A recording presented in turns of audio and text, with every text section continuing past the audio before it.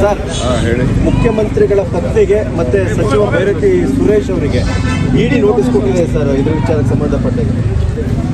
ನೋಡಿ, ಎಲ್ಲ ರಾಜಕೀಯ ಪ್ರೇರಿತ. ನನ್ನ ಪ್ರಕಾರ ನನ್ನ ಕೇಸು ಇದೇ ರೀತಿ ನಡೀತು. Two institutions can't do at A same time. ಈಗಾಗಲೇ ಲೋಕಾಯುಕ್ತದಲ್ಲಿ ತನಿಖೆ ನಡೀತಾ ಇದೆ.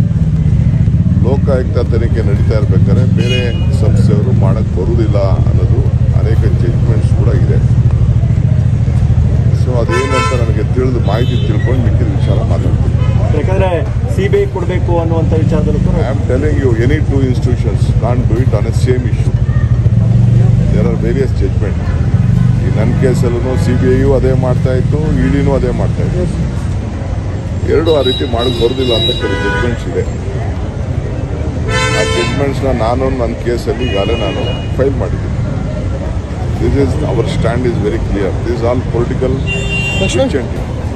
ಸರ್ಕಾರದ ಬಗ್ಗೆ ಯಾರು ಮಾತಾಡಂಗಿಲ್ಲ ಅಂತ ಹೇಳಿದ್ರು ಕೂಡ ಡಿ ಸುಧಾಕರ್ ಅವರು ನಿನ್ನೆ ಒಂದು ಸ್ಟೇಟ್ಮೆಂಟ್ ಕೊಟ್ಟಿದ್ದಾರೆ. 5 ವರ್ಷ ಜಮೀರ್ ಅಹಮದ್ ಖಾನ್ ಮಾತಾಡ್ತಾರೆ, 5 ವರ್ಷ ಮುಖ್ಯಮಂತ್ರಿ. ಯಾರು ಏನು ಮಾತಾಡಿಲ್ಲ ಬಿಡಿ, ಅವರೆಲ್ಲ ಯಾರು ಏನು ಮಾತಾಡಿಲ್ಲ. ಸರ್ಕಾರ ಸುಭದ್ರವಾಗಿರ್ತದೆ. ನಾವೆಲ್ಲ ಚೀಫ್ ಮಿನಿಸ್ಟರ್ ಕೆಳಗಡೆ ಕೆಲಸ ಮಾಡ್ತಾ ಇದ್ದೀವಿ. 5 ವರ್ಷದ ವಿಚಾರ ಮತ್ತೆ ಮಾತಾಡ್ತಾರೆ. ಜಮೀರ್ ಅವರು ಮಾತಾಡಿದ್ದಾರೆ. ಮತ್ತಷ್ಟು ಸುದ್ದಿಗಳಿಗಾಗಿ ನೋಡ್ತಾ ಇರಿ ಪಬ್ಲಿಕ್ ನ್ಯೂಸ್ 24x7. ಇದು ಸತ್ಯದ ಧ್ವನಿ.